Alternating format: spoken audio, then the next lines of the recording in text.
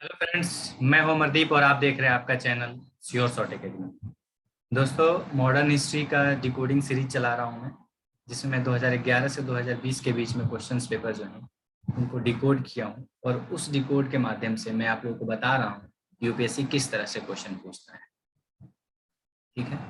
और जैसे कि पॉलिटी सीरीज में आप लोग को एप्रिसिएशन मिला है और आप लोग देख के समझ पाए हैं कि किस तरह से मैंने एग्ज़ाम को डिकोड किया और उस डिकोड के द्वारा मैं किस तरह से इस एग्ज़ाम को श्योर शॉर्ट वे में कन्वर्ट किया हूँ कि इस एग्ज़ाम को बहुत श्योरली तरीके से हम लोग क्रैक कर सकते हैं।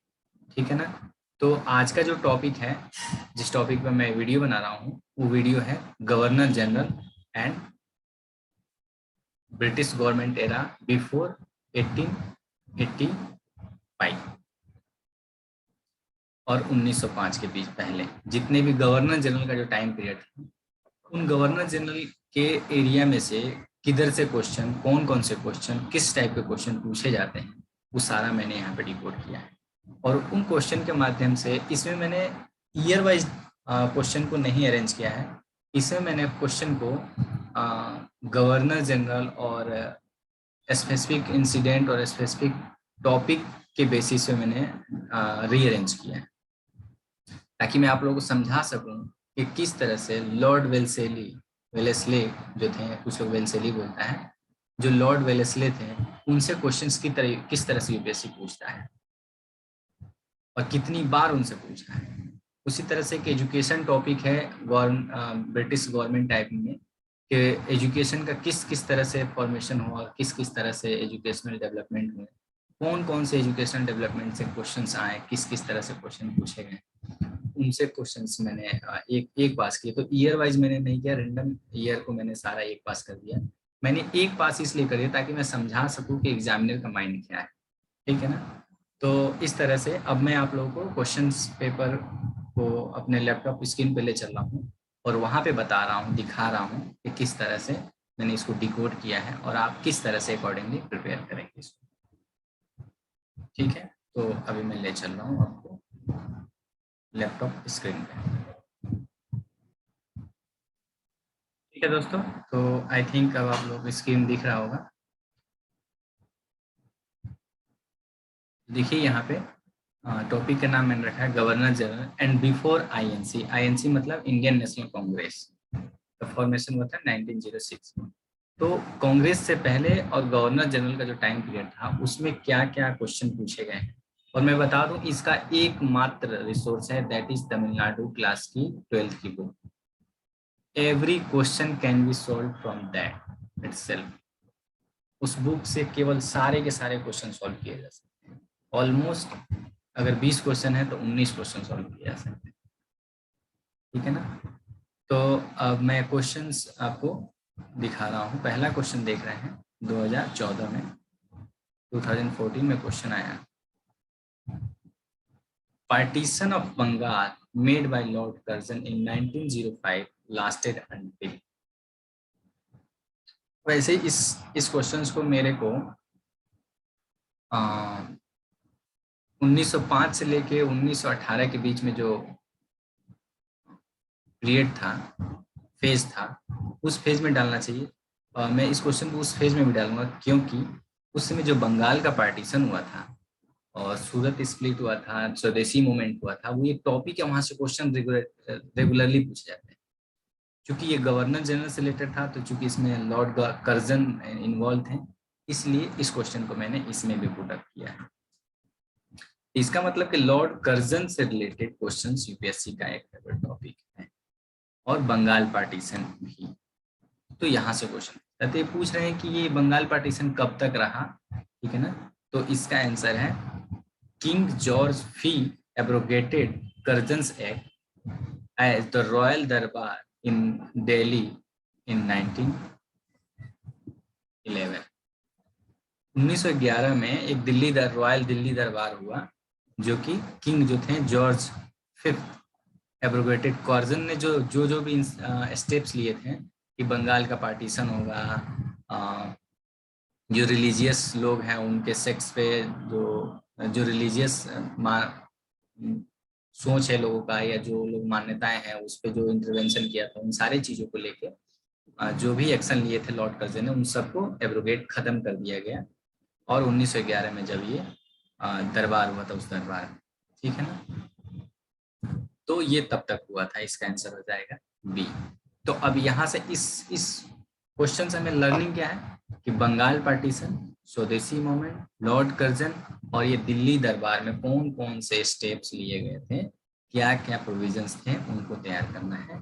And that is mention in Tamil Nadu class 12th book में। इस पूरे को अगर 20 क्वेश्चन आ रहा है इस टॉपिक से और 20 के 20 आपको करने हैं, तो 19 तो कर देगा अकेले तमिलनाडु, लेकिन वो 20 में 20 अगर आप करना चाहते हैं, इसमें स्पेक्ट्रम का भी हेल्प ले सकते हैं। किस तरह से लेंगे कि लॉर्ड कर्जन और बंगाल पार्टीशन से रिलेटेड जो भी इंफॉर्मेशन यहाँ आपको मिल गया तमिलनाडु में, ठीक है, जो नहीं मिला जाके उस चैप्टर को, केवल पर्टिकुलर उस चैप्टर को जाके देख लेंगे वहां पे, और वहां पे कुछ वैल्यू एडिशन इंफॉर्मेशन लिए तो उसको उठा के आप तमिलनाडु वाले पे स्टिकी नोट से चिपका देंगे, तो आपका तैयार हो जाएगा। ठीक है ना, ये तरीका है। क्योंकि अपने प्रिपरेशन के साथ साथ आपको कंसोलिडेशन भी करना है अपने रिसोर्सेज को। जैसे मैंने बोलता हूँ कि फिक्स रिसोर्सेज जो मैं कहता हूँ आप लोगों को, 3 मूल मंत्रा में जो मैंने बताया है कि पहला है सिलेबस, दूसरा है प्रीवियस क्वेश्चन और तीसरा है फिक्स बुक लिस्ट। तो उस बुक लिस्ट में कंसोलिडेशन भी करते रहना है, क्योंकि एक बुक को हमने फिक्स कर लिया कि हम तमिलनाडु की 12th की बुक को मॉडर्न हिस्ट्री के लिए पढ़ेंगे, और लेकिन कुछ इन्फॉर्मेशन उसमें जो नहीं है, लैकिंग है, अगर 80% 90, मैं कहता हूँ कि एक बुक 100% कोई भी इन्फॉर्मेशन नहीं दे सकती है। अगर 80% दे रही है तो 20% इन्फॉर्मेशन को इसमें हम ला के गैदर कर रहे हैं। जैसे टेस्ट पेपर दे रहे हैं, उसमें स्वदेशी मूवमेंट से कुछ ऐसा इन्फॉर्मेशन मिला जो हमारे बुक में नहीं है, उठा के यहाँ पे डाल लेंगे। ठीक है ना। ठीक वैसे ही जो आपका स्पेक्ट्रम में कुछ इन्फॉर्मेशन दिए तो उठा के यहाँ पे डाल लेंगे और स्पेक्ट्रम को हटा देंगे। हमारे पास एक ही बुक रहेगी, that will be Tamil Nadu 12th class की बुक। ठीक है ना। ये अच्छे से क्राफ्टेड बुक है, अगर आप इसको पढ़ेंगे देखेंगे, और वेबसाइट पे मैंने पीडीएफ में डाल रखा है, जो बुक लिस्ट वाला वेबसाइट है, आर्टिकल है, वहाँ पे मैंने डाल रखा है, आप लोग उसको जाके देख सकते हैं। ठीक है ना। तो अब नेक्स्ट क्वेश्चन पे चलते हैं। नेक्स्ट क्वेश्चन 2014 में ही फिर से आया हुआ है। देखिए क्वेश्चन है, व्हाट वाज द, देखिए फिर से देखिए, what was the object of queen Victoria's proclamation of 1858। अब सेम देखिए, हिस्ट्री किस तरह से अपने आप को रिपीट करता है, कहते हैं ना कि इतिहास अपने आप को दोहराता है। अब यहाँ पे कर्जन ने बंगाल पार्टीशन किया 1905 में, तो उसको जब खत्म करने के लिए एक दिल्ली दरबार हुई, सेम उसी तरह से 1858 में, ठीक है ना, उससे पहले 1858 में 1857 की जो क्रांति हुई थी, उस क्रांति के बाद काफी देश में उथल पुथल मच गया था। तो विक्टोरिया, क्वीन विक्टोरिया का एक प्रोक्लेमेशन आया कि ये चीजें हटाई जा रही हैं, ये जो स्टेप्स लिए गए थे उसको खत्म किया जा रहा है। ठीक है ना। तो जो 1858 के टाइम में जो वो थे गवर्नर जनरल थे, ठीक है ना, गवर्नर जनरल का नाम आप लोग बताएंगे इसमें। तो उन गवर्नर जनरल के जो स्टेप्स लिए थे जिसके वजह से सारा इंसिडेंट हुआ था, तो एक ये प्रोक्लेमेशन हुआ और उस 1857 की क्रांति को 1858 में शांत किया गया, खत्म किया गया। क्योंकि ब्रिटिशर्स जो आए तो उनका एक्सप्लॉयटेशन इतना बढ़ते जा रहा था दिन पे दिन, कि कुछ न कुछ रिवेल होता रहता था, कुछ न कुछ क्रांति होती रहती। तो उसके बचाव में जो किंग थे यूनाइटेड किंगडम के, ब्रिटिश किंग थी, या वहाँ पे जो किंगडम था, वो कुछ स्टेप्स लेते थे ताकि यहाँ पे लोगों को ये महसूस हो कि हाँ ठीक है, वहाँ का किंग हमारे फेवर में स्टेप्स ले रहे हैं। तो वो सारी चीजें यहाँ पे किस तरह से रिपीट हो रही हैं। देखिए, इंसिडेंट हुआ 1905 में बंगाल पार्टीशन, और 1905 में बंगाल पार्टीशन के बाद से एक दिल्ली दरबार बैठती है। उस दिल्ली दरबार में सारे स्टेप्स को, कर्जन के द्वारा लिए गए स्टेप्स को वापस किया जाता है।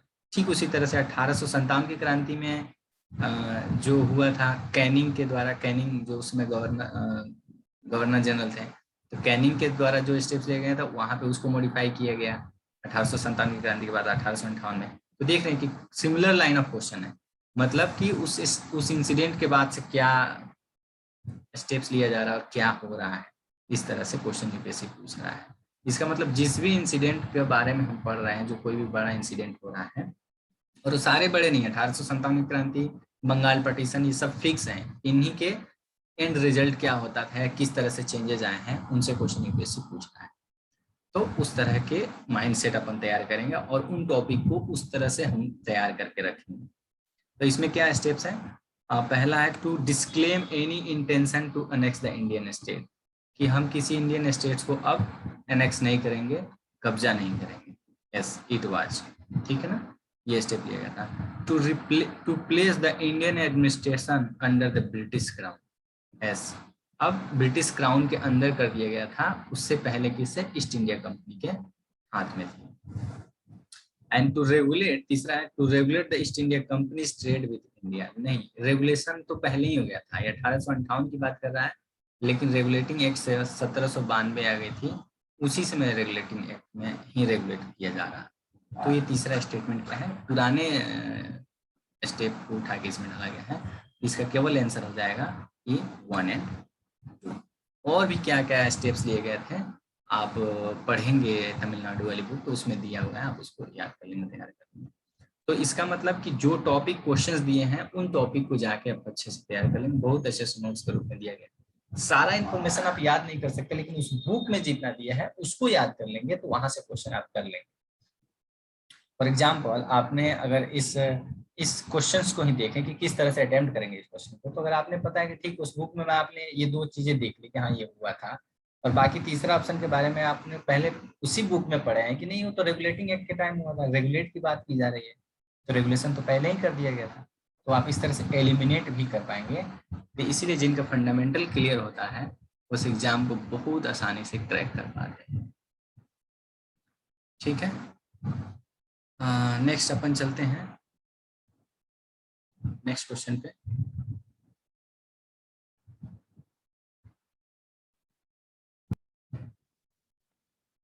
ठीक है, तो नेक्स्ट क्वेश्चन आते हैं अपन, ये हो गया था अपन का। नेक्स्ट क्वेश्चन आते हैं 2013। मैं इसमें ईयर इसलिए थोड़ा सा रेंडम रखा हूँ क्योंकि मैंने टॉपिक को एक जगह डाला हुआ है, ठीक है ना। देखिए, रिपन द गॉड, जो लॉर्ड रिपन थे उनको रिपन द गॉड कहा जाता था। क्यों रिपन द गॉड कहा जाता था? क्योंकि इन्होंने अपने एकमात्र ऐसे गवर्नर जनरल थे जिन्होंने अपने टाइम पीरियड्स में काफी सारे सोशल और इंडियंस के फेवर में रिफॉर्म्स किए। जैसे इल्बर्ट जो इंसिडेंट हुआ था, फैक्ट्री एक्ट आई थी, और बहुत सारे ऐसे इन्होंने रिफॉर्म्स लाए थे। वर्नाकुलर प्रेस एक्ट जो था, इसको उन्होंने रिमूव किया था। तो इस तरह से ये जो गवर्नर जनरल थे, इन्होंने काफी रिफॉर्म्स वाले काम किए थे, इसीलिए इंडिया में इनको रिपन द गॉड कहा जाता है। बाकी सारे जो गवर्नर जनरल थे एक्सप्लोटेटिव थे, या वायसरॉय जो थे एक्सप्लोटेटिव थे, but he was the only governor general who came to India and work for the people of India। जो कि आज के हमारे देश में आईएएस ऑफिसर्स होते हैं, उनसे इस तरह की एक्सपेक्टेशन की जाती है, और उस तरह के ही ऑफिसर मैं आप लोगों को बनाना चाहता हूँ, और उस तरह का ऑफिसर मैं खुद बनना चाहता था। तो उस मिशन को हम लोग इस तरह से करें कि जिस जिले में हम लोग काम करके जाएं, वहाँ पे हमें एज ए लोग रिफॉर्मिस्ट के रूप में जाने, ना कि एक डिक्टेटर के तौर पे जाने। मोस्ट ऑफ द टाइम अभी देखा जाता है कि मैक्सिमम जो आईएएस और आईपीएस ऑफिसर हैं, आईपीएस के बारे में तो कम देखने को मिलता है, लेकिन आईएएस ऑफिसर के बारे में अभी रिसेंटली काफी देखने को मिल रहा है कि they are behaving like a dictator, they are behaving like a rude king. वो जनता के सेवक की जगह जनता के शासन करने वाले वो बिहेव कर रहे हैं, मार रहे हैं। आईएएस ऑफिसर एक बच्चे को मारा, उसको मोबाइल तोड़ दिया। तो इस तरह के वो जो रिएक्शंस दिखा रहे हैं, मैच्योर्ड आईएएस ऑफिसर जो डीएम तक बन गए हैं, तो ये सारी चीजें नहीं होनी चाहिए। हमें उस तरह से बनने की कोशिश करनी चाहिए ताकि लोगों में इज्जत और एक इस तरह का माइंडसेट लोगों का बन जाए कि वो लोग एज ए गॉड की तरह आप लोगों को आपको ट्रीट करें, समझें, और होना चाहिए ऐसा ही, ठीक है ना। बिकॉज सारा का सारा दारोमदार, सारा का सारा एडमिनिस्ट्रेशन एक आईएएस ऑफिसर के कंधों पर होता है। एक ऐसी पर्सनालिटी को रिप्रेजेंट करना चाहिए आपको, ताकि आप इंस्पिरेशन बने। You you would be you could be a source of inspiration, एक मोटिवेशन का आप कारण बने अपने जिला के लोगों के लिए। जिला का एक एक व्यक्ति आपके ऊपर प्राउड करेंगे, ठीक है ना। तो अब आते हैं हम इस क्वेश्चन पे। थोड़ा सा मैं चीज़ें बताने लगता हूँ क्योंकि वो ज़रूरी भी है, क्योंकि हम क्यों बन रहे हैं इस ऑफिसर, ये भी जानना काफ़ी ज़रूरी है, और इसको अपनी पर्सनालिटी में इनकलकेट करते रहना भी काफ़ी ज़रूरी है, ठीक है ना। तो 2013 में क्या क्वेश्चन पूछा गया? The Ilbert bill controversy was related to what, ठीक है ना। तो इल्बर्ट क्या था? Removal of disqualification imposed on the Indian magistrate with regard to the trial of Europeans. इसमें यह था कि इस इल्बर्ट बिल में ये गवर्नर थे, इन्होंने एक बिल लाए थे जिस बिल में ये कहा गया था कि जो इंडियंस हैं वो यूरोपियंस को भी, जो यूरोपियंस के ऊपर अगर कोई केस चलता है तो उनके ट्रायल में भी उनकी जज बन सकते हैं। तो वहाँ के यूरोपियंस ने काफी विरोध किया कि हमारा जजमेंट, हमको ट्रायल करेगा इंडियन सब, तो प्रेस्टीज इशू बना दिया था सब। और इस केस में इनको क्या किया गया था कि इनका इम्पीचमेंट भी लाया गया था, लेकिन ऑल्दो इनका इम्पीचमेंट नहीं हुआ था, लेकिन यही कुछ इंसिडेंट थे इनकी वजह से इनको इंडिया छोड़ के जाना भी पड़ा था। वही है ना, जब आप अच्छा काम करोगे तो आपका ट्रांसफर होता है, ये सदियों में होता रहता था और अभी भी होता है। बट आपकी जो पर्सनालिटी है आपके इतिहास के पन्नों में तो लिख गया। क्यों? अगर आपने अच्छा काम किया, चलो वो अभी भी नहीं है, कभी भी नहीं रहेंगे, लेकिन जो काम उन्होंने किया वो इतिहास के पन्नों में तो दर्ज हो गया, उनको तो रिपन द गॉड का नाम मिल गया।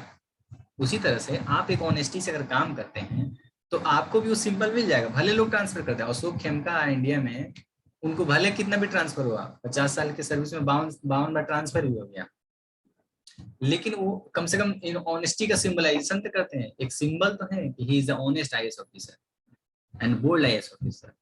तो वो तगमा जो उन्होंने अर्न कर लिया वो कौन छीन सकता है? And that is the achievement, being an honest officer. तो भले जो कुछ भी हुआ, तो इस क्वेश्चन का आंसर सी होगा। और आप इस टॉपिक को अच्छे से तैयार कर लेंगे कि इल्बर्ट कंट्रोवर्सी क्या था, इल्बर्ट से रिलेटेड और भी चीजें, और किसके टाइम काल में हुआ था, ये सारी चीजें। अब इसको तैयार कैसे करेंगे? बहुत सिंपल है। रिपन द गॉड जो उनका गवर्नर जनरल टाइम पीरियड था, उसको गए और उससे रिलेटेड जितना भी इंफॉर्मेशन तमिलनाडु के बुक में दिया गया है उसको तैयार कर। आपका एक क्वेश्चन फिक्स हो गया, श्योर शॉर्ट हो गया। तो वहां से क्वेश्चन, और इतना अच्छे से इंफॉर्मेशन दिया गया है कि आपको याद भी रहेगा, ठीक है ना। क्योंकि हम पढ़ते ही इतना सारा चीजें उस, लेकिन सारी याद कैसे रहे उसके लिए भी जो बुक की क्राफ्टिंग होती है, जिस तरह से बुक को लिखा गया है, वो अगर अच्छे से क्राफ्टिंग की गई है तो आप उसको पढ़ते हैं तो आपके दिमाग में बैठ जाता है चीजें। उसी तरह से तमिलनाडु वाली बुक को लिखा गया है, मैंने पढ़ा है उसको, एक एक लाइन को 10-10 बार पढ़ा, इसीलिए मैं आप लोगों को रिकमेंड करता हूँ। फिर देखिए 2017 में, अब देखिए 2013 में क्वेश्चन पूछा गया रिपन के टाइम काल से, फिर 2017 में क्वेश्चन पूछा गया, ये भी रिपन के टाइम से, क्योंकि जो फैक्ट्री एक्ट 1881 था वो रिपन के टाइम में ही लाया गया, ठीक है ना। तो वहां से क्वेश्चन पूछा गया। The factory act of 1818 was passed with the view to fix the wages of industrial worker and to allow the workers to form trade unions, ठीक है ना। ये स्टेटमेंट गलत था, ये स्टेटमेंट गलत था। फैक्ट्री एक्ट यूनियन बनाने के लिए नहीं किया गया था, उनकी जो कंडीशंस थी उसकी अच्छे से हो, उनकी जो लेबर्स थे उनकी कंडीशन अच्छी रहे, या और जो चाइल्ड लेबर है उनको प्रोहिबिट किया जाए, या किस एज के बाद के बच्चों को पॉइजनस या डेंजरस एरिया में काम नहीं कराया जाए, उससे रिलेटेड ना था, ना कि फिक्स वेजेस के फिक्स के लिए या ट्रेड यूनियन फॉर्म के लिए नहीं था। अब इसमें क्या किया है, इसने मॉडिफाई कर दिया। मैं जैसा कहता हूँ यूपीएससी क्या करता है कि जिस क्वेश्चन या जिस टॉपिक के बारे में पूछ दिया है उसके बारे में अब कॉम्प्लेक्स बनाता है, कि एग्जैक्टली मैंने हिंट दे दिया था कि ठीक है मैं रिपन के बारे में क्वेश्चन पूछूंगा, तो क्या तुमने रिपन को अच्छे से, इतना अच्छे से तैयार किया है कि उससे मैं टफ क्वेश्चन भी पूछ रहा हूँ तो तुम एकदम बता पा रहे हैं, समझ रहे हो। तो उस तरह से आपको इस टॉपिक को तैयार करना है। यूपीएससी टॉपिक दे दिया प्रीवियस क्वेश्चन में, एक इजी क्वेश्चन पूछ के कि व्हाट, अब देखिए कितना इजी, पहली बार जब क्वेश्चन पूछा तो उसने पूछा Ilbert Ilbert bill controversy was related to what, इतना सिंपल कि किससे रिलेटेड। बाकी ऑप्शंस देखें यहाँ तो आपको लगा कि नहीं, imposition of certain restriction on carrying arms, arms act भी इनके टाइम में रिमूव हुआ था। इम्पोजिशन ऑफ रेस्ट्रिक्शन न्यूज़पेपर, अब ये भी था। देखिए इल्बर्ट, ये गवर्नर रिपन के टाइम में ये भी था, इम्पोजिशन नहीं किया था, इन्होंने रिमूव किया था, ठीक है ना। और रिमूवल ऑफ डिस्क्वालिफिकेशन, ये वाला आंसर है, तो ये वाला आंसर था removal of duty on impose cotton cloth, ये नहीं था। तो लेकिन ये आंसर यहाँ पे सी मिल गया। तो बाकी जो ऑप्शंस हैं उनको आप तैयार कर लिए, और रिपन के बारे में आपको पता चले कि रिपन यूपीएससी का फेवरेट टॉपिक है, तो हम रिपन के बारे में तैयार करते हैं। तो रिपन के ही टाइम काल में ये हुआ था, और उसी में देखिए यहाँ पे दिया है N M Lokhande was the pioneer in the organising the labour movement in British India. Yes, it was not mention in Tamil Nadu book, लेकिन ये आपको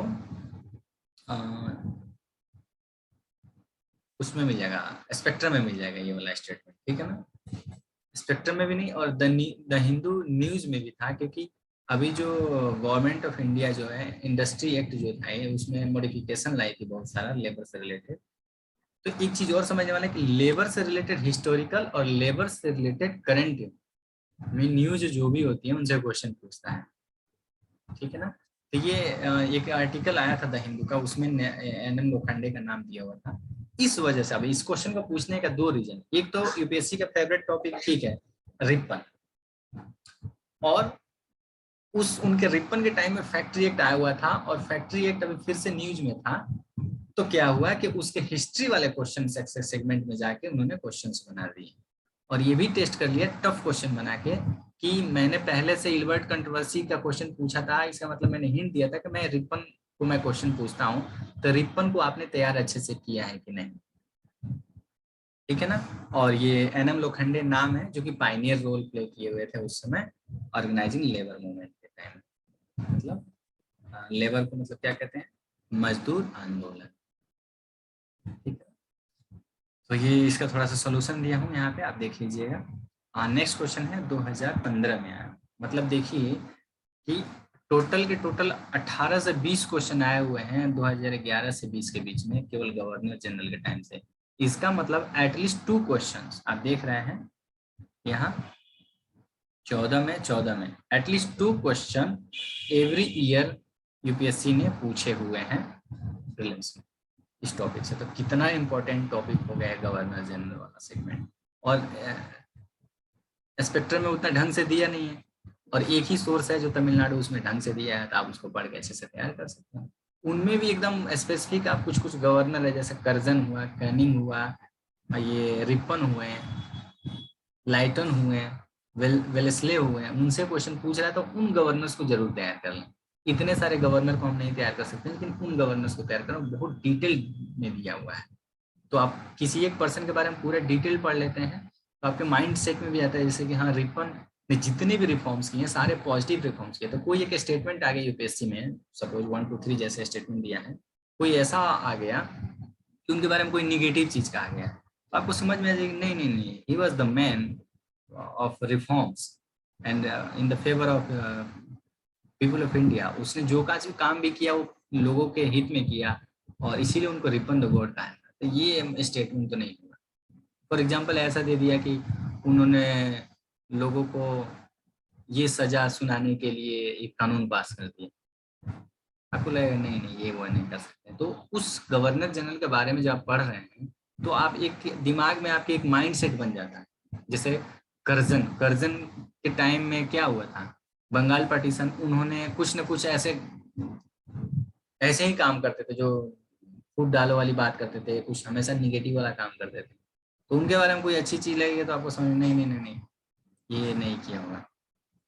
इस तरह से आपको एलिमिनेशन मेथड में भी हेल्प करेगा आपका basics fundamental knowledge.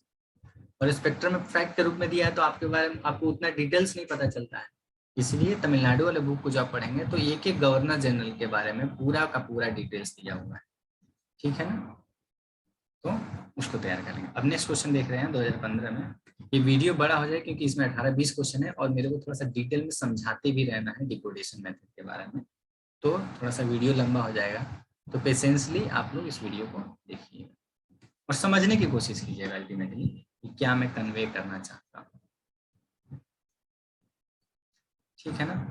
Consider the following, ये कह रहा है कि 3 चीजें दिया हुआ है और इसमें कह रहा है कि Keshab Chandra Sen is associated with,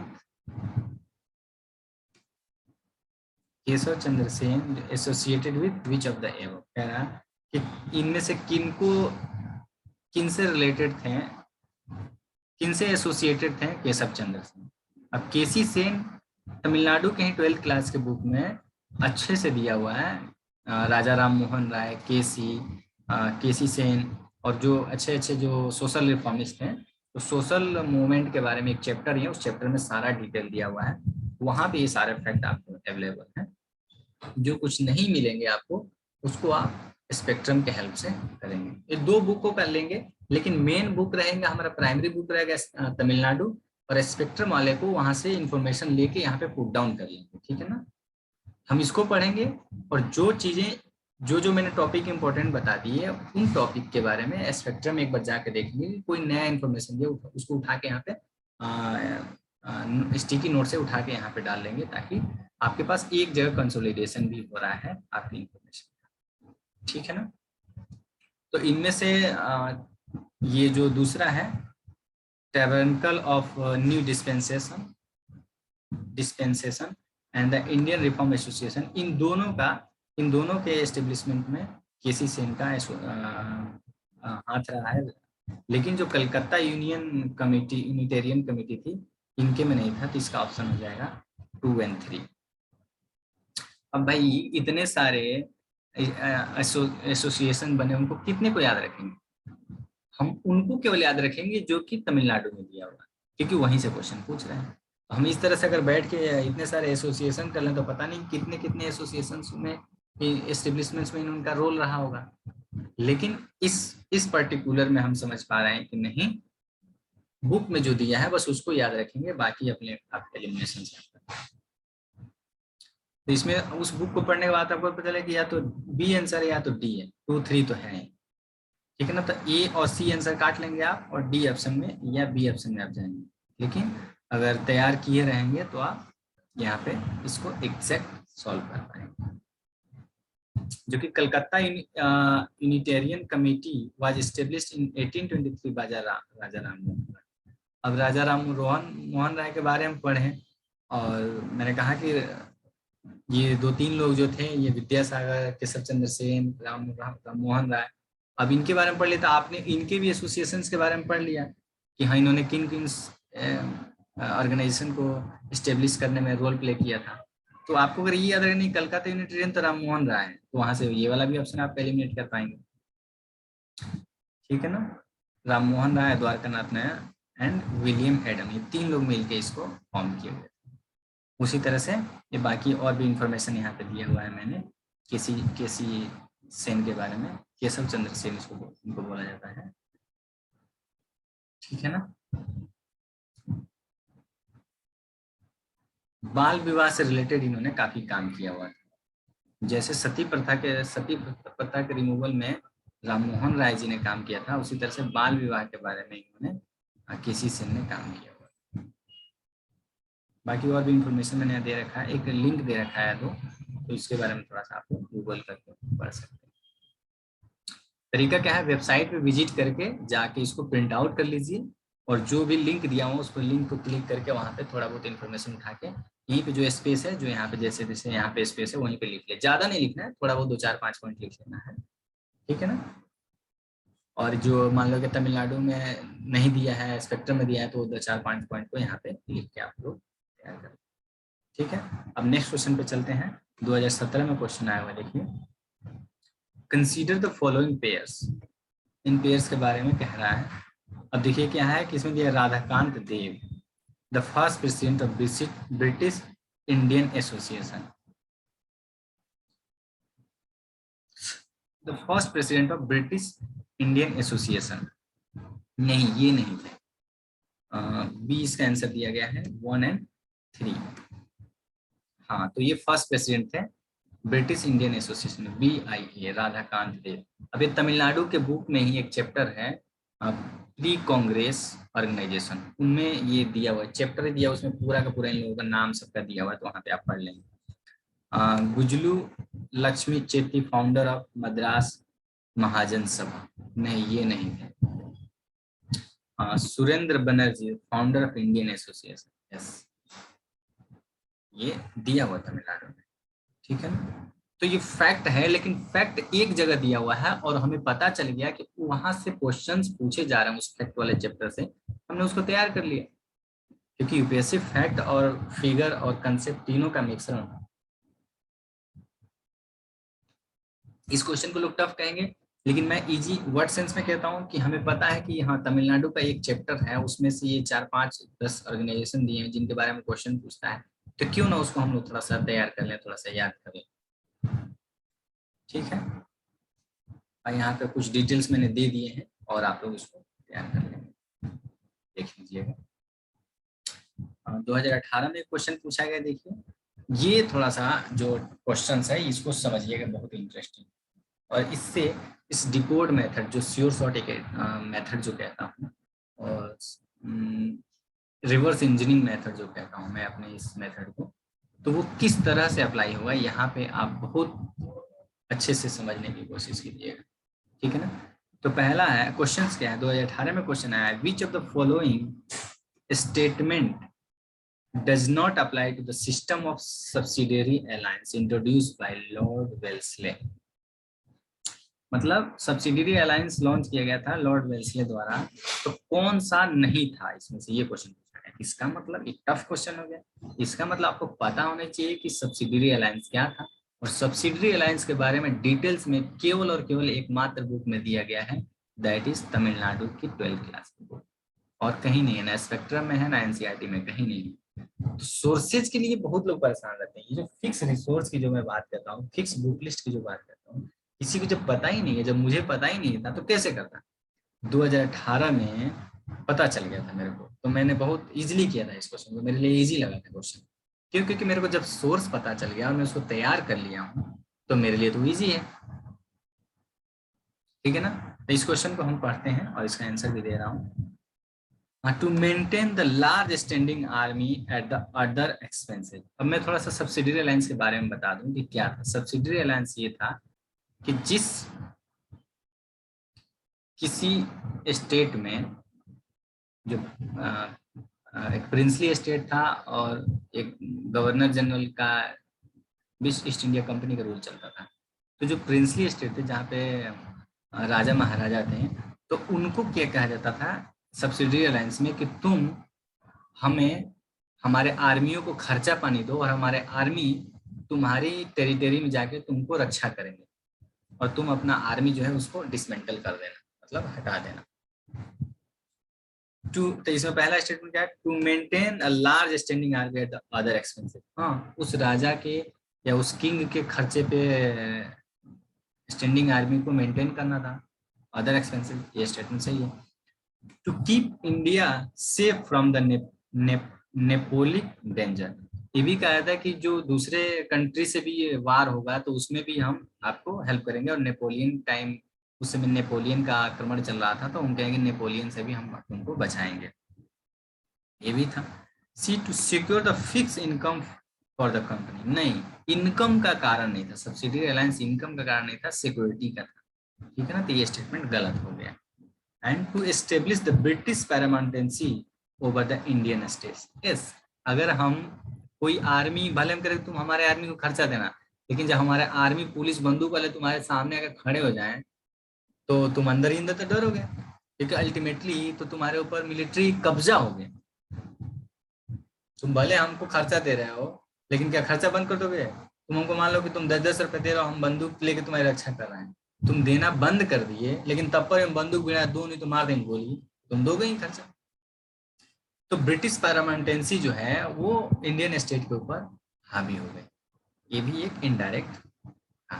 तो ये अप्लीकेशंस था, लेकिन ये चीजें आप जब वहां तमिलनाडु में पढ़ोगे तो आपको समझ में आएगा। तो इस क्वेश्चन से हमें शिक्षा क्या मिलती है, 2018 वाले क्वेश्चन से, इस क्वेश्चन से हमें शिक्षा मिलती है कि Lord Wellesley was a favourite of UPSC, governor general इनके टर्म्स में, और उसमें जो सब्सिडियरी अलायंस है उससे, तो सब्सिडियरी अलायंस को अच्छे से तैयार कर लें और लॉर्ड वेल्सले को अच्छे से तैयार कर लें। देखिए 2018 में एक और क्वेश्चन पूछा गया, क्या क्वेश्चन पूछा गया? क्वेश्चन पूछा गया ये मैच द कॉलम, ठीक है ना। इसमें अब देखिए एक चीज यहाँ पे और क्या समझ में, एजुकेशनल इंस्टीट्यूशन, एजुकेशन से रिलेटेड क्वेश्चन यूपीएससी पूछ रहा था। और जिस जिस गवर्नर जनरल के टाइम में जो भी एजुकेशनल रिफॉर्म्स हुए थे या जो उन्होंने इंस्टीट्यूट कॉलेज जो बनाए थे उनके बारे में क्वेश्चन पूछा है। तो कह रहा है कि Sanskrit college eight Banaras founder कौन थे?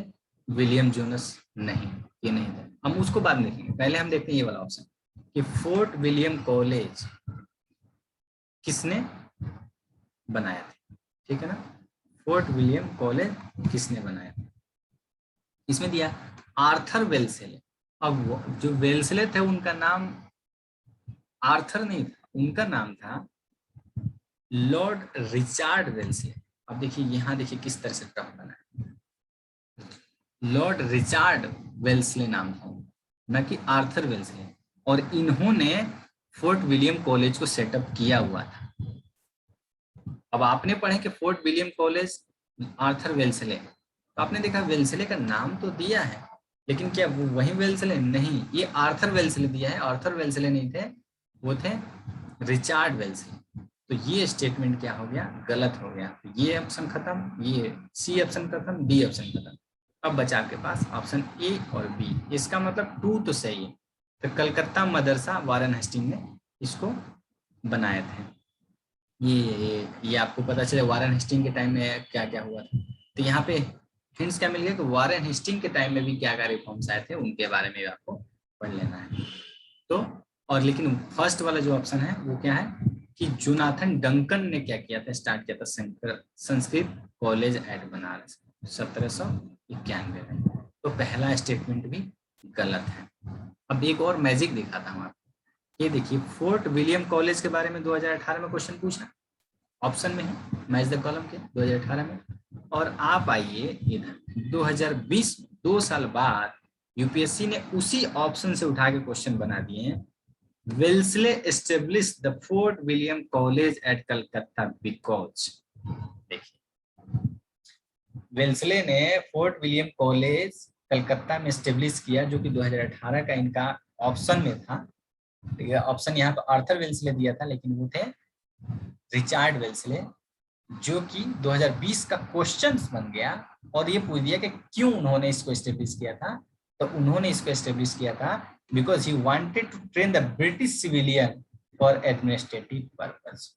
जो ब्रिटिश जो सिविलियंस थे उनको एडमिनिस्ट्रेटिव पर्पस के लिए ट्रेन करने के लिए कलकत्ता विलियम फोर्ट कॉलेज जो है, फोर्ट विलियम कॉलेज जो कलकत्ता में एस्टेब्लिश किया गया था, उनको ब्रिटिश इंडियंस को ट्रेन करने के लिए, ब्रिटिश सिविलियंस को ट्रेनिंग देने के लिए। आईएएस की ट्रेनिंग जैसे लबासना में होती है उस तरह से कोलकाता में ट्रेनिंग दिया जाता है। देख रहे हैं? तो इससे आप एग्जामिनर का माइंड को पकड़ पाएंगे नहीं कि हाँ ठीक है उनका वेल्सले से पूछना था, क्वेश्चन ऑप्शन में दिया है तो वो ऑप्शन से किस तरह से क्वेश्चन बनाए। और आपको कहीं नहीं दौड़ना है, तमिलनाडु के बुक में इसका आंसर दिया हुआ है कि क्या रीजन था कॉलेज स्टेब्लिश करने का। तो अब मेरे ख्याल से आप समझ पा रहे होंगे कि किस तरह से मैंने डिकोड किया है एग्जामिनर के माइंड को और पकड़ने की कोशिश की है। थोड़ा सा डिटेल्स मैं यहाँ पे दे दिया हूँ, लेकिन instead of reading this detail आप उस बुक के उस चैप्टर में जाके अच्छे से तैयार कर लेंगे। और मैंने कहा कि एजुकेशन से देख रहे हैं, एजुकेशन से कलकत्ता कॉलेज और यहाँ पे ये सारे कॉलेज, उसके अलावा जो कॉलेजेस वगैरह एस्टेब्लिश या एजुकेशनल इंस्टीट्यूट किए जा रहे हैं उनसे रिलेटेड यूपीएससी का क्वेश्चन आ रहा है। तब देखिए 2018 में ही एक और क्वेश्चन है, ठीक है। ये क्वेश्चन पूछा है which of the following led to the introduction of English education in India. India में इंग्लिश एजुकेशन के लिए कौन कौन से जो है एक्ट जो है रोल प्ले किए हैं। Following led to the introduction of English, English education कौन कौन से जो एक्ट हैं उन्होंने इसमें रोल प्ले किया। इसमें डी आंसर होगा तीनों। Charter act 1813, governor general committee on public instruction 1823 और ओरिएंटल एंड इंग्लिश कंट्रोवर्सी, ये तीन, ठीक है ना। अब ये गवर्नर जनरल का चैप्टर है। अब इसमें चार्टर एक्ट 1813 से यूपीएससी क्वेश्चन पूछा है। मेरे को ये क्वेश्चन अभी इधर मिला कि नहीं, 18 या 19 में क्वेश्चन था ये, ठीक है ना। General committee of public instruction 1823। मैंने पॉलिटी वाले सेक्शन में इस क्वेश्चन को उठा के डाल दिया है। Charter act of 1813, control C. मैं थोड़ा सा डाइवर्ट हो रहा हूँ, लेकिन मैं ये बताना चाह रहा हूँ कि ये जो ऑप्शन दिया गया, ऑप्शन से यूपीएससी ने किस तरह से क्वेश्चन पूछा है। चार्टर एक्ट ऑफ 1813 में से क्वेश्चन, अब ऑप्शन दिया है, इस चार्टर एक्ट से ही क्वेश्चन पूछ दिया है। अब मैं अपने वेबसाइट के होम पेज पे जाता हूँ और यहाँ पे मैं सर्च करता हूँ polity, polity first part.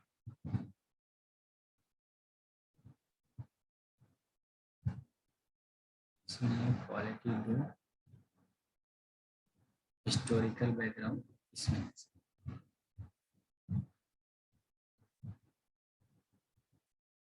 Control F we.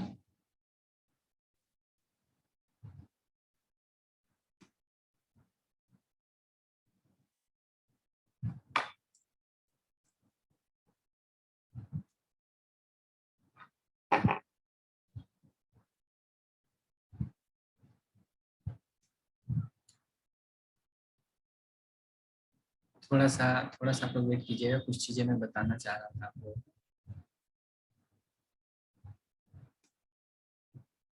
Control F, नहीं बता रहा है। मैं ये बताना चाह रहा था आप लोगों को कि इस चार्टर एक्ट ऑफ 1813 से क्वेश्चन यूपीएससी पूछा है। किधर मैंने रखा है उसको ये देखना पड़ेगा, ठीक है ना। उसी तरह से जो general committee of public instruction है 1823, इसके बारे में देखिए यहाँ पे जो स्पेस दिया हूँ, इसके बारे में 2-2, 3-3, 4-4 लाइन लिख के थोड़ा सा आप लोग रख लेंगे, ठीक है ना। क्वेश्चन पूछते हैं।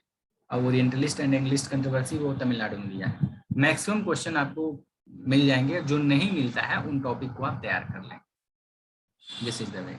अब देखिए 2019 में 18, 19 और 20 में, देखिए 20, 18, अब 19 में क्या क्वेश्चन पूछा है, regarding the Wood's dispatch which of the following statement are true. अब वुड्स डिस्पैच क्या था, ये भी एजुकेशन से रिलेटेड, एजुकेशन से रिलेटेड था। अब देखिए एजुकेशन एक टॉपिक हो गया। अब इसके तैयार करने के लिए गवर्नर जनरल आप पढ़ेंगे तो उसमें हर एक के टाइम में कौन कौन से गवर्नर जनरल के टाइम में एजुकेशन का रिफॉर्म्स आए, ये पता चल जाएगा।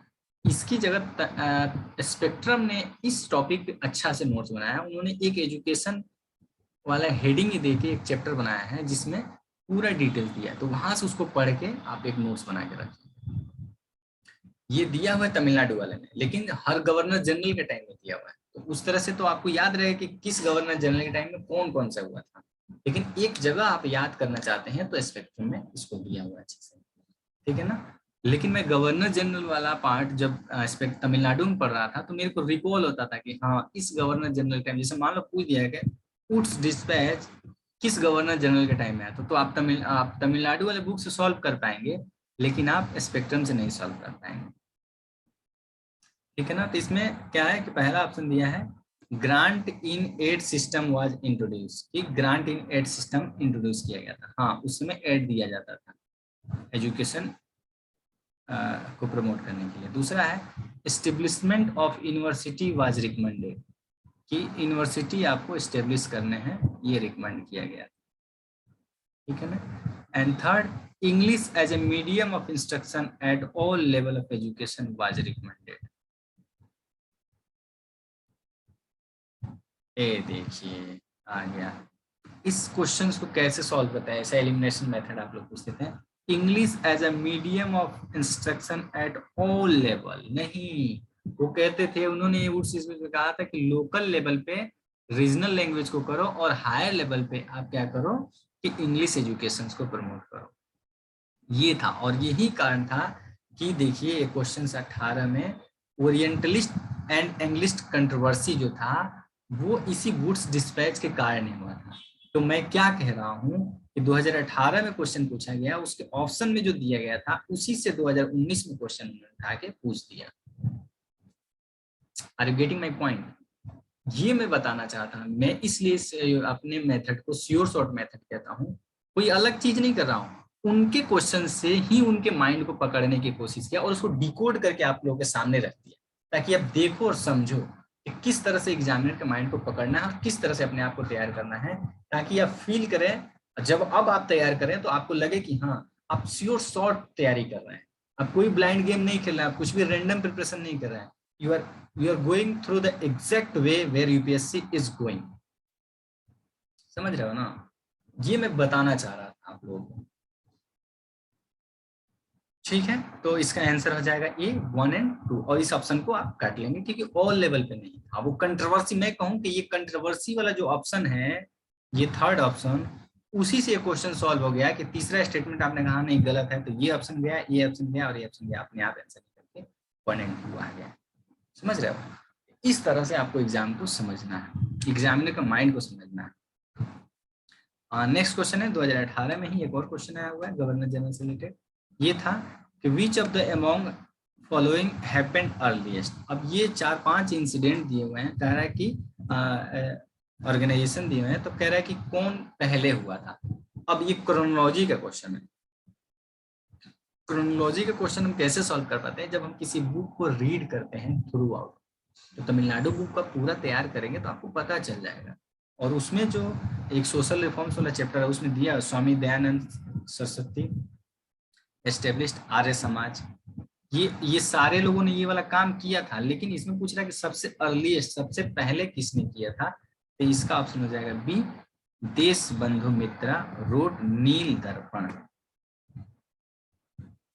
और देखना किसी साल ये चारों के चारों ऑप्शन से मैच द कॉलम आ जाएगा, किसको किसने किया था, किसको किसने किया था। बंकिम चंद्र चटर्जी आनंद मठ की लिखा था, स्वामी दयानंद सरस्वती ने आर्य समाज की स्थापना की थी, Satyendra Nath Tagore become the first Indian to succeed in the Indian civil services.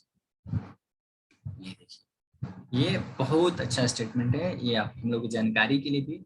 Satyendra Nath Tagore जो कि रविंद्रनाथ टैगोर के भतीजा थे या भाई थे, मेरे को याद नहीं आ रहा है, तो उन्होंने इस एग्जाम को first IAS officer, first Indian civil servant, हमारे लिए जानने के लिए काफी अच्छी जरूरी बात है। और ये 1863 में हुए थे। और जो सिविल जो इंडियन सिविल सर्विसेज था, उसका जो इंडियंस के लिए जो एग्जाम लिया जाने लगा था वो 1853 से लिया गया था। तो 10 साल के बाद, 10 साल के बाद मेहनत के बाद वो फर्स्ट आईसीएस ऑफिसर बने थे। तो अगर आज के डेट में हम लोग अगर 8 साल 5 साल 7 साल देते हैं तो हमें डरने की जरूरत नहीं है। मैंने 8 अटेम्प्ट दिए हैं, 8 अटेम्प्ट मेरा नहीं हुआ तो मुझे डरने की जरूरत नहीं है, क्योंकि जो फर्स्ट आईसीएस ऑफिसर थे उन्होंने तो 10 साल दिए थे, तो हमने तो अभी 8 ही साल दिए। ठीक है ना, तो 2 साल तो अभी भी मैं कम दिया हूँ उनके उनके तुलना में। तो अभी लेकिन मेरे पास एक ही अटेम्प्ट बचा हुआ है, तो मैं एक साल और देना, लेकिन 2 साल दूंगा क्योंकि नेक्स्ट ईयर मैं अटेम्प्ट देने वाला हूँ, नेक्स्ट ईयर या नेक्स्ट टू। ठीक है ना, अभी मैं इस कोर्स को जब कंप्लीट कर लगा प्रीलिम्स को, then I will finally decide कि कैसे करना है, क्योंकि जब मैं मेंस की प्रिपरेशन आप लोग साथ करने लगूंगा देन फीलिंग आ जाएगी कि हाँ 22 में देना है कि 23 में देना है। ठीक है ना, 2000, इसीलिए मैं इसको रिलीजियसली जल्दी जल्दी तैयार भी कर रहा हूँ ताकि मेरा भी अच्छे से प्रिपेयर हो जाए, क्योंकि जो मैं आप लोगों को बता रहा हूँ तैयार कर रहा हूँ तो मेरा भी अपना प्रिपरेशन हो ही रहा है इनडायरेक्ट वे में, नॉट डायरेक्टली बट इनडायरेक्टली हो रहा है। ठीक है ना, 2018 में एक और क्वेश्चन पूछा है, the staple commodity of export by the English East India Company from Bengal in the middle of 18th century were a staple commodity of export। कौन कौन से कमोडिटी थे जिनको स्टेपल कमोडिटी कहा जाता था, जो इंग्लिश इंडिया कंपनी क्या करती थी, एक्सपोर्ट करती थी बंगाल से। ठीक है ना, तो बंगाल के अगर हम लोग ज्योग्राफिकल लोकेशन, ये हिस्ट्री का क्वेश्चन है लेकिन इसमें दिमाग लगा के सॉल्व करेंगे हम लोग, कि बंगाल का जो टाइम था, जब हिस्ट्री आप पढ़ेंगे तमिलनाडु या एनसीईआरटी कहीं से पढ़ते हैं तो आप बंगाल के बारे में पढ़ेंगे तो कलकत्ता और वहीं पे सारा हार्बर था और सारे नाव आते थे वहीं पे, और ब्रिटिश गवर्नमेंट पहले वहीं पे जमी हुई थी। तो क्या क्या और ज्योग्राफिकली वहां पे क्या क्या प्रोडक्शन होता था, तो अगर देखें तो रॉ कॉटन तो नहीं, कॉटन तो उधर नहीं था, कॉटन तो इधर जो गुजरात वगैरह टाइम होता था, तो ये ऑप्शन कट गया। Sugar salt zinc lead, sugar तो नहीं था इसलिए हम इसको भी काट दिए।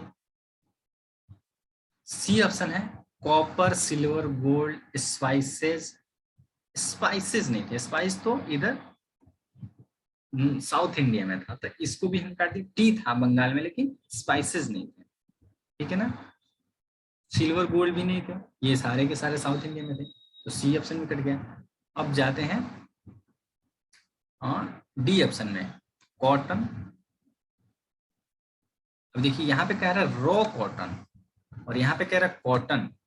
रॉ कॉटन से कॉटन बनाया जाता था, और ये कॉटन जो थे सिल्क, सिल्क होता था, सिल्क तो बंगाल के लिए फेमस है। तो अगर और सारे ऑप्शंस में देखें तो सिल्क एक ऐसा है जो कि हम जानते थे बंगाल में सिल्क का प्रोडक्शन ज्यादा होता है, तो केवल सिल्क से हम लोग इसको सॉल्व कर सकते थे। और साल्ट पीटर, अब इस क्वेश्चन को इस तरह से आपने फंडामेंटल नॉलेज और यहाँ एलिमिनेशन मेथड से आप इसको सॉल्व कर पा रहे हैं, ठीक है। और नेक्स्ट क्वेश्चन है 2019 में, लो मैं वहां ढूंढ रहा था और ये देखो यहीं पे पड़ा हुआ है, ये देखिए आ गया ना, चार्टर एक्ट ऑफ 1813। अब क्या आप लोग मेरे पे बिलीव करेंगे कि S UPSC can be decoded and can be solve with a very much surety with this your short method.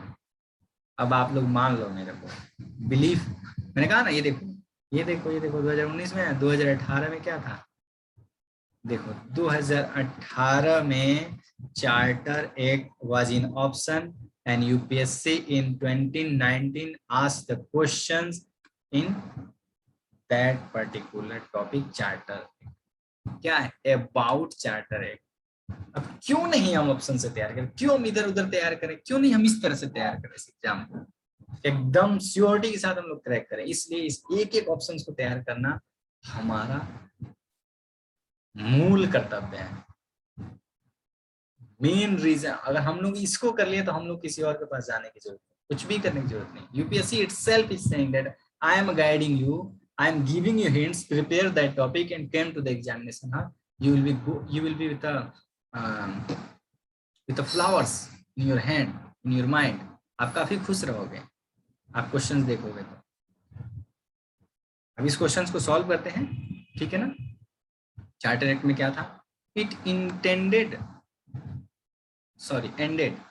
ended the trade monopoly of East India Company in India, except the trade in tea and trade with China। जो China के साथ जो monopoly था, trade monopoly of east India company का था, उसको खत्म कर दिया, और जो एक्सेप्ट मतलब टी और चाइना के साथ ट्रेड नहीं करना है, बाकी जो मोनोपोली थी उसको एंड कर दिया था चार्टर के 1813। मतलब चाइना और टी पे बैन रहा, मोनोपोली रहा था ईस्ट इंडिया कंपनी का। अब इस क्वेश्चन का मतलब क्या है कि एक चार्टर एक ब्रिटिश पार्लियामेंट पास करती थी और वो अप्लाई होती थी इंडिया में, कानून वहां बनते थे और वो कानून यहाँ पर इंडिया में अप्लाई होते थे। क्योंकि ईस्ट इंडिया कंपनी जो एक कंपनी थी जो ट्रेड करने हमारे देश पे आई थी और वहां पे कब्जा करके शासन भी चलाने लगी थी, तो उनकी जो मोनोपोली थी कि हम ही ये सब चीजों में ट्रेड करेंगे, तो उस मोनोपोली को खत्म कर दिया गया। नहीं, बाकी जो यूरोपियन कंट्रीज हैं वो भी ट्रेड कर सकेंगी, लेकिन इंडिया में company India accept T, trade in T, जो ट्रेडिंग टी में और चाइना के साथ जो ट्रेड होगा वो ईस्ट इंडिया कंपनी ही केवल करेगी, बाकी सारे जो दूसरी कंपनियां हैं यूरोपियन कंट्री वो नहीं करेंगी। लेकिन बाकी सारे कमोडिटीज के लिए उनको ओपन कर दिया गया और इसकी मोनोपोली को खत्म कर दिया गया। समझ रहे हैं, ये स्टेटमेंट सही है। It asserted the sovereignty of British Crown over the Indian territory held by company। अब इन्होंने क्या किया कि जो ईस्ट इंडिया कंपनी ने जो इंडिया के टेरिटरी को होल्ड किया हुआ था वो हटा के ब्रिटिश क्राउन के अंदर में डाल दिया गया था और उनको वो पावर छीन लिया गया था, ठीक है ना। और नेक्स्ट स्टेटमेंट, दूसरा स्टेटमेंट ये भी सही है, ए और बी इसका आंसर है, वैसे 1 और 2 इसका आंसर है। तीसरा भी पढ़ते हैं, क्या है, the revenue of India were now controlled by British government. नहीं, ये तो जो लोग कमा रहे थे वो अपना ईस्ट इंडिया कंपनी जिस एरिया में अपना कमा रहे थे वो अपना करते, सरकार को अपना टैक्स देती होगी, ठीक है ना। ब्रिटिश पार्लियामेंट नहीं कर रहा है। ब्रिटिश पार्लियामेंट का कंट्रोल का मतलब हो गया कि उसका शासन पूरा चलने लगा। जैसे इंडिया में इंडियन पार्लियामेंट का शासन चलता है, कंट्रोल पूरे टेरिटरी पे है। पार्लियामेंट की जो रेवेन्यू का कंट्रोल इंडियन पार्लियामेंट का है, ठीक है ना, फाइनेंस मिनिस्ट्री के अंतर्गत। तो वो पूरे इंडिया पे वो चल रहा है, इसका मतलब पार्लियामेंट हमारे पूरे देश पे राज कर रहा है, कंट्रोल कर रहा है। लेकिन उस समय वो नहीं कर रहे थे ब्रिटिश पार्लियामेंट, तो ये ऑप्शन गलत है। समझ गए हैं? तो अब नेक्स्ट टारगेट क्या हो सकता है कि 1823 से क्वेश्चन पूछ से, अभी ये इससे पूछ दिया, ओरिएंटलिस्ट से पूछ दिया 19 में, चार्टर एक्ट से भी पूछ दिया, अब हो सकता है कि 1823 से question, general committee of public instruction. तो this is a hint for you 2021 वाले कि यहाँ से क्वेश्चन पूछ दे, उठा के गूगल पे थोड़ा सा तैयार कर लीजिए। अगर तमिलनाडु में नहीं दिया है, तमिलनाडु में नहीं दिया वैसे पूरा डिटेल्स। हाँ, अब हम आते हैं नेक्स्ट क्वेश्चन कहाँ पे।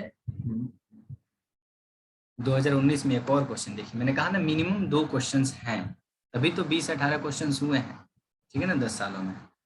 With reference to the Indian national movement consider the following. ये शायद क्वेश्चन हम लोगों ने कर लिए थे पिछले लेक्चर में, लेकिन फिर भी मैंने यहाँ पे डाले हैं क्योंकि ये प्री कांग्रेस जो ऑर्गेनाइजेशन थे उनसे रिलेटेड क्वेश्चन पूछा गया है। तो सरतेज बहादुर सापरू वो इंडियन लिबरल फेडरेशन के प्रेसिडेंट रहे हैं, ये स्टेटमेंट सही है, ठीक है ना। केसी नियोगी मैंने बताया था मेंबर थे कॉन्स्टिट्यूएंट असेंबली के, जो कि फर्स्ट फाइनेंस मिनिस्टर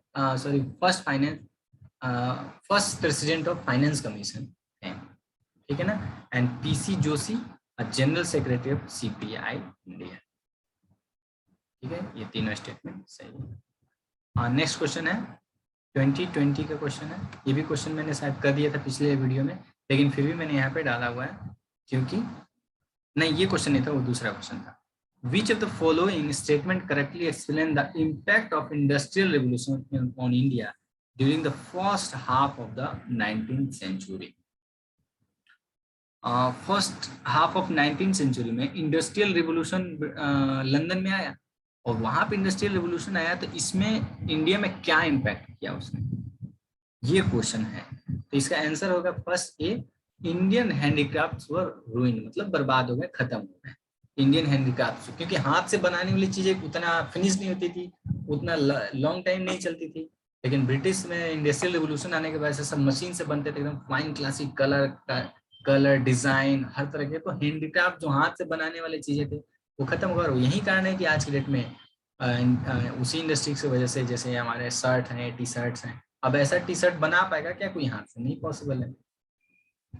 तो इस वजह से वो खत्म हो गई थी, ये एक इम्पैक्ट था, ठीक है ना। बाकी ऑप्शन आप पढ़ेंगे, एक एक ऑप्शन पढ़ के तैयार कर लेंगे, इसको मैं नहीं पढ़ रहा, और थोड़ा सा डिटेल्स मैंने यहाँ पे उससे रिलेटेड दिया हुआ है।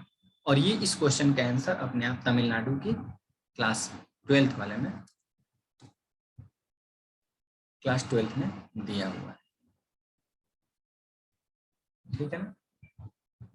अच्छा, क्लास 12th की जो बुक है, क्लास 11th में मेडिवल और एंशिएंट दोनों दिया है, और क्लास 12th वाले बुक में मॉडर्न हिस्ट्री अब प्लस वर्ल्ड हिस्ट्री दोनों दिया है। तो जो वर्ल्ड हिस्ट्री का पार्ट है वो मेंस का पार्ट है, उसको भी जो लोग 2022-23 में देंगे उसको भी तैयार कर लेंगे, क्योंकि वहां से क्वेश्चंस डायरेक्ट आते हैं, तो बहुत अच्छे से नोट्स उसमें बनाए हैं। और ये वाला क्वेश्चन उसी मॉडर्न हिस्ट्री को पढ़ने से, वर्ल्ड हिस्ट्री को पढ़ने से सॉल्व होएगा, ठीक है ना। नेक्स्ट क्वेश्चन है 2020 में एक और क्वेश्चन है, देखिए, इंडिगो कल्टीवेशन इन इंडिया, हाँ ये लास्ट लेक्चर में मैंने बता दिया था, in India decline by the beginning of 20th century. अच्छा, इस क्वेश्चन को मैंने यहाँ पे इसलिए डाला है क्योंकि 2020 में ही एक क्वेश्चन पूछा गया कि इंडस्ट्रियल रिवोल्यूशन का क्या इम्पैक्ट पड़ा, और 2020 में यही क्वेश्चन पूछा गया कि कल्टीवेशन इंडिगो कल्टीवेशन क्यों खत्म हो गया 20th सेंचुरी में।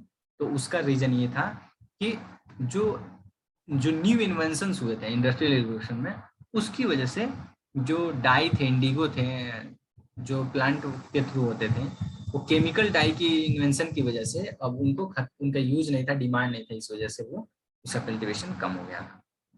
ये दोनों क्वेश्चन किसी एक ही चैप्टर से वहां से लिया गया, इंडस्ट्रियल रिवोल्यूशन से।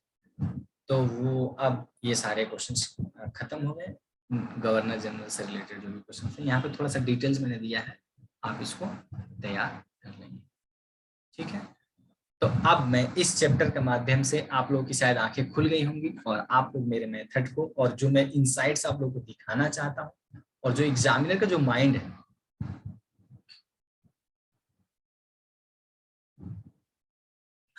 सॉरी। तो आप लोग उसको पकड़ लिए जो मैं बताना चाह रहा था, ठीक है। तो इस वीडियो को देखिए और अपने फ्रेंड्स सर्किल सब जगह थोड़ा सा स्प्रेड कीजिए। दो रीजन से स्प्रेड कीजिए, एक तो अगर कोई प्रिपरेशन करने वाला है तो उसको उस तक पहुंचे, और दूसरा, पहला रीजन ये था, दूसरा रीजन ये है कि ये जो चैनल्स की जो मोमेंटम है वो बाकी दूसरों तक नहीं पहुंच पा रही, ठीक है ना, दूर दूर तक लोगों तक नहीं पहुंच पा रही, क्योंकि मैं कुछ भी एडवर्टाइजमेंट नहीं कर रहा हूँ, मेरे पास फाइनेंशियल रिसोर्सेज नहीं है, और बहुत सारे प्रॉब्लम्स हैं जिसकी वजह से मैं मार्केटिंग नहीं कर पा रहा हूँ, क्योंकि it's not my business, it's my passion, और ये मेरा मोटिवेशंस है जो मैं आप लोगों के साथ शेयर कर रहा हूँ। लोगों और तक पहुँचे, और बाकी जो लोग मिसगाइडेड अपने टाइम एनर्जी को वेस्ट कर पाते हैं वो नहीं कर पाएंगे, और सही डायरेक्शन में प्रिपरेशन करेंगे तो उनको हेल्प मिलेगा, ठीक है ना। अब इस बात का आप लोग दिमाग में शंका ना रखें कि मैं बता दूंगी या मैं बता दूंगा किसी और को तो उसको भी पता चल जाएगा, वो भी इस एग्जाम को क्लिक कर लेगा, आपका नहीं होगा। ये माइंड सेट नहीं रखना है। मैंने देखा है कि लोग ये सोचते हैं कि कोई मंत्र किसी को पता चल जाता है। फॉर एग्जाम्पल, इंडिया में मात्र 1% लोग अमीर हैं, बाकी 99% लोग गरीब क्यों हैं? क्योंकि वो जो 1% लोग हैं जो अमीरी का फॉर्मूला जानते हैं, how to generate money, they are not sharing their ideas with others. वो लोगों को नहीं बताते हैं, अपने अंदर रख लेते हैं। लेकिन इस पे भी मैं काम करूंगा अपने लेवल पे। जैसे कि मैंने बोला था कि डिजिटल मार्केटिंग के मैं काम कर रहा हूँ, और उसका ब्लूप्रिंट मैं तैयार कर रहा हूँ कि कैसे आप अपने पढ़ाई के साथ साथ पैसे तैयार कर सकते हैं, रेवेन्यू अर्न कर सकते हैं। और जो यूथ है जो केवल जॉब पे या इंडस्ट्री पे ना होके, फोर्थ इंडस्ट्रियल रिवोल्यूशन है जो आईटी सेक्टर है और जो इंटरनेट की दुनिया है, उसमें पैसे कैसे कमा सकते हैं, उसके लिए मैं ब्लूप्रिंट बना रहा हूँ। वो भी मैं रिवील करूंगा, मैं सीखूंगा, सीख के कमाऊंगा, रिवील करूंगा। जैसे यहाँ पे आप लोगों के साथ सीखा और आज रिवील कर रहा हूँ। मैं 2022-23 में मैं भी अटेम्प्ट देने वाला हूँ, तो मुझे भी नहीं बताना चाहिए, अरे मैं क्यों बताऊँ सीक्रेट, किसी को क्यों बताऊँ, but I must share the secret, because केवल मेरे करने से मैं एक आईएएस ऑफिसर बनूंगा तो मेरे फैमिली का या मेरे उस जिले का भला हो जाएगा जहां पे मैं अपॉइंटेड हूँ। लेकिन अगर ये मेथड मैं सबको बताता हूँ तो बहुत सारे लोगों का जिंदगी और फैमिली का लाइफ चेंज होगा, और बहुत सारे डिस्ट्रिक्ट्स में रिफॉर्म्स आएंगे। आप सभी अच्छे से जाके देश की सेवा करेंगे। उसी तरह से अगर बहुत सारे हमारे इंडिया में अगर 80% लोग अमीर हो जाए तो हम डेवलप्ड कंट्री को पीछे कर लेंगे। हम इसी वजह से नहीं कर पाते हैं क्योंकि हमारी सोच जो है इतनी छोटी है, और हम लोग स्प्रेड कोई जानकारी या कोई मंत्र सेक्रेट पता चल जाता है तो हम शेयर नहीं करते। तो ये माइंडसेट नहीं रखना है। You must share your secret if it is success और इट इज ट्रूथ। अगर ये ऐसा सही इंफॉर्मेशन और ट्रूथ आपको ब्लूप्रिंट मिल गया तो जरूर शेयर करना चाहिए, ठीक है ना। थिंकिंग एनीथिंग, कोई और चीजें दिमाग में नहीं रखते हुए, this is the quality of being good human, ठीक है ना। क्योंकि जो लोग निष्पक्ष रूप से और निस्वार्थ रूप से देश की या समाज की या जिस भी लेवल पे कंट्रीब्यूशन करते हैं, they get reward for it. One day I will also get reward from your side, कि आप लोगों की तरफ से भी मुझे रिवार्ड मिलेगा। Although I am going through crunches of financial crunches और बहुत सारे प्रॉब्लम के साथ, जैसे मैंने कल बताया मेरा काफी तबीयत खराब था, फिर भी मैंने एक वीडियोस बनाए थे। तो आप लोग सेलेक्ट होते हो, देश की सेवा करते हो, या जैसे मैंने कहा है कि बहुत सारे लोग कहते हैं कि सर हम लोग आपकी हेल्प कर सकते हैं, तो मैंने कहा कि नहीं, हेल्प तब करना जब पहले आप सीखो, जब आपको लगे कि ठीक है। जैसे आप लोग 1.5 लाख 2 लाख फीस देकर तैयारी करते हो, आप लोग सही गाइडेंस नहीं मिल पाता है, तो हो सकता है कि आप लोग 2,000 5,000 10,000 मुझे दो, ताकि मैं और भी सेटअप अच्छा से तैयार कर सकूँ और आप लोगों को अच्छे से हेल्प कर सकूँ, और ज्यादा से ज्यादा मार्केटिंग करके लोगों तक और पहुंचा सकूँ। तो कहीं ना कहीं रिवॉर्ड तो मुझे मिलेगा, मुझे पता है, क्योंकि हर काम का रिवॉर्ड्स मिलता है। लेकिन आप जब कर्म कर रहे हो तो निस्वार्थ और निष्काम कर्म करो, बिना किसी लालच के, बिना किसी लोग के। बस आप अपनी ड्यूटी, जो आपको लगता है, जो आपने चीजें सीखा है, या जो भी सीक्रेट इन्फॉर्मेशन आपके पास आ रही है, लोगों तक शेयर करो, ठीक है ना। तो इसलिए आप जो लोग भी देख रहे हो अपने फेसबुक पे, अपने इंस्टाग्राम पे, या अपने व्हाट्सएप पे, जहां जहां भी शेयर या मैसेज में कर सकते हो तो करो। क्या पता किसके किसकी लाइफ में चेंजेस आ जाए, और वो लोग आपको, मेरे को कम थैंक यू बोलेगा, वो आपको बोलेगा कि प्रिंसी ने या अनुश्री ने या अजय ने थे, उन्होंने एक मेरे को लिंक भेजा था, मैंने उससे तैयारी करा तो मेरे को मैं आईएएस बन गया। वो फर्स्ट क्रेडिट आपको दे देंगे, भले मेरे से सीखे लेकिन फर्स्ट क्रेडिट उन्होंने आपको दे दिया। क्योंकि अभी मुझे नहीं पता आप लोग कितना लोग अप्रिशिएट करोगे या समझोगे इस बात को कि आप लोग जिस भी थ्रू मेरे से आया हो तो मेरे को कम, लेकिन उस चैनल को जरूर याद रखो कि हाँ मैं इंस्टाग्राम पे थी तो वहां से मिल गया था मेरे को, क्योंकि फर्स्ट इंप्रेशन हमेशा लोग के माइंड में रहता है। ठीक है ना। तो वीडियो देखने के लिए thank you very much. Video थोड़ा सा लंबा हो गया उसके लिए सॉरी, लेकिन मैंने कंटेंट इसमें अच्छा दिया है, आप लोग माइंड समझ गए हो, क्योंकि इस वीडियो में मैं बहुत चीजें समझाना चाहता था। और ये चैप्टर स्पेशली मैंने रखा था क्योंकि इसमें मैंने बहुत सारे हैक्स एंड ट्रैक्स जो भी था पूरा यूपीएससी का माइंड को मैंने यहाँ पे क्रैक कर दिया। ठीक है। वीडियो देखने के लिए थैंक यू वेरी मच। थोड़ा सा तेज बोलता हूँ क्योंकि जिस इंसान के पास भी थोड़ा सा ज्यादा नॉलेज होता है जल्दी जल्दी बोलने की कोशिश करता है, तो मैं थोड़ा सा तेज बोल रहा हूँ तो उसके लिए आप लोग बताइएगा, मैं कोशिश करूँ और स्लो बोलूँ। ठीक है ना। छोटा वीडियो तो स्लो बोल के खत्म किया जा सकता है, लेकिन बड़ा वीडियो तो जल्दी जल्दी बोलना पड़ता है। ठीक है ना। तो वीडियो देखने के लिए thank you very much. Good night and take care.